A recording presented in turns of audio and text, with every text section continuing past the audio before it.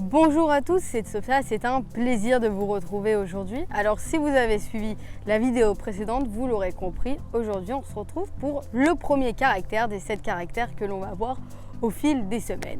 La bienveillance, l'amour. S'il y a bien un sujet qui a bien passionné des poètes et des musiciens, des chanteurs, des écrivains, eh bien c'est bien l'amour, la bienveillance. Alors aujourd'hui je vais essayer de vous donner non pas la définition, mais une définition de ce sentiment, de ce caractère bienveillant. L'amour est la dimension la plus essentielle et la plus puissante de notre vie.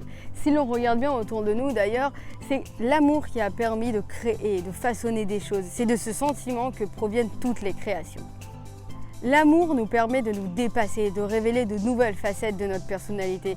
Elle nous permet de faire des choses que l'on pensait impossibles. Alors en alimentant constamment ce sentiment, déjà on se permet d'exister. Si l'on s'aime, on se respecte, et si l'on se respecte, on se permet d'exister. Et également envers l'autre. Si l'on aime l'autre, on le respecte, et en le respectant, on lui permet d'exister. Alors commençons tout de suite avec la première dimension de l'amour, l'amour dans l'amour.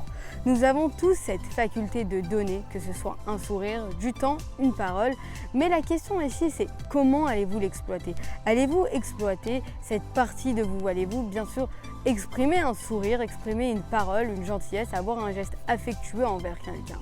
Alors pourquoi pas aujourd'hui appeler une personne qui a besoin de réconfort ou alors souriez à une personne qui d'habitude vous ne souriez pas? Un petit bonjour à quelqu'un, un petit sourire peut faire la différence pour tout le monde. Mais sachez une chose, ce que vous faites à l'autre, faites-le vous également. Souriez-vous à vous et parlez-vous et écoutez-vous, de quoi avez-vous besoin. Ensuite, on arrive à la deuxième dimension, la rigueur dans l'amour. Toute chose démesurée finit par être une catastrophe. Si vous aimez trop quelqu'un, vous pouvez l'étouffer. Si vous n'aimez pas du tout quelqu'un, vous ne lui donnez aucune confiance en soi.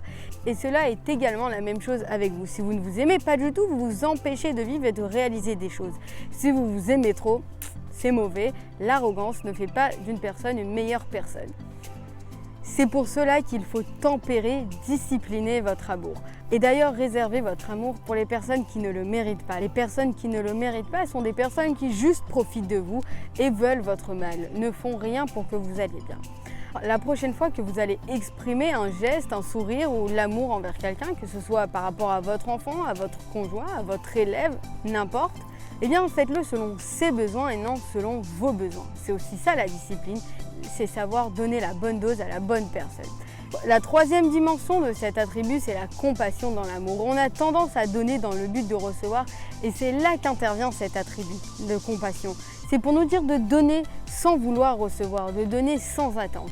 Alors n'hésitez pas par exemple à faire un don anonyme. Vous savez très bien que personne ne vous rendra l'appareil parce que ça a été anonyme. Mais également la compassion dans l'amour, c'est pardonner. Pardonner à quelqu'un et pardonner à vous-même. Ne soyez pas trop dur envers vous-même et ne soyez pas trop dur envers les autres. Vient ensuite la constance dans l'amour. La constance, c'est la fidélité, c'est être stable. Est-ce que votre amour dépend des fluctuations économiques, il dépend du temps, dépend de vos résultats financiers? Si c'est oui, eh bien c'est mauvais. Il faut que votre amour soit indépendant de toutes les choses extérieures. Il faut que l'amour soit droit, soit stable, soit régulier.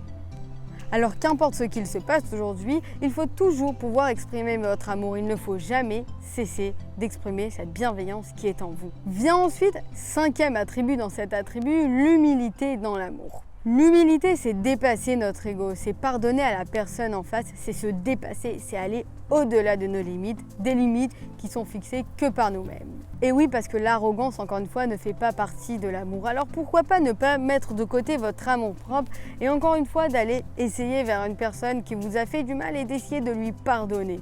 Vient ensuite l'attachement dans l'amour. Vous l'aurez compris, pour qu'il y ait une relation saine, un épanouissement sain, il faut qu'il y ait ce lien, il faut qu'il y ait une relation qui soit construite, il faut qu'il y ait un attachement. C'est pour cela qu'il faut construire des choses avec les êtres qu'on aime. Il faut savoir que lorsque vous allez vous donner pour un projet, vous donner pour une personne, vous donner pour vous-même, vous investir, eh bien vous allez mettre de l'amour. Et lorsqu'on met de l'amour, lorsqu'on met un attachement constructif, eh bien cet amour se renforce et perdure dans le temps.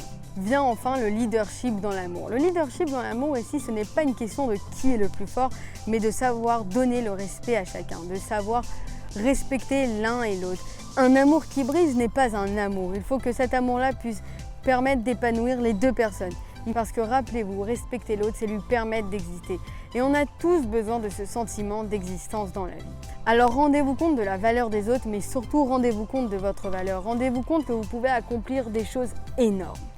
Alors voilà, c'était les 7 attributs qui font partie de l'amour, mais j'aimerais également partager ce dernier point avec vous. J'ai beaucoup parlé de l'autre, mais il faut savoir mettre un point d'honneur sur vous-même.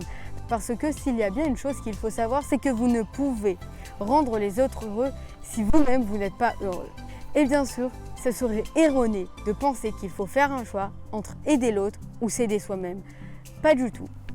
Dans son livre L'apprentissage du bonheur, Tal Ben-Shahar met en évidence ce que dit Emerson. Une des plus belles compensations de la vie est qu'un homme ne peut en aider un autre sans s'aider lui-même. Cela veut dire que s'aider et aider les autres sont deux choses intrinsèquement liées. Plus on secourt à autrui, plus on est heureux et plus nous sommes enclins à aider les autres et c'est un cercle vertueux. En contribuant au bonheur des autres, on accède à sens et plaisir et c'est pour ça que la bienveillance est super importante dans notre vie. Et bien sûr, aider autrui et vivre pour le bonheur d'autrui sont deux choses différentes. Lorsque nous ne mettons pas un point d'honneur sur notre bonheur, eh bien ça nous cause du tort et ça diminue nos prédispositions à aider les autres. Voilà, on arrive à la fin de cette vidéo. J'espère qu'elle a été le plus claire possible pour vous et qu'elle vous a apporté beaucoup de choses. Bien sûr, n'hésitez pas à aller dans les articles écrits par Simon Jacobson qui sont plus clairs, plus profonds et qui vous permettent d'avoir un emploi du temps fixe pour vous aider à travailler ce caractère.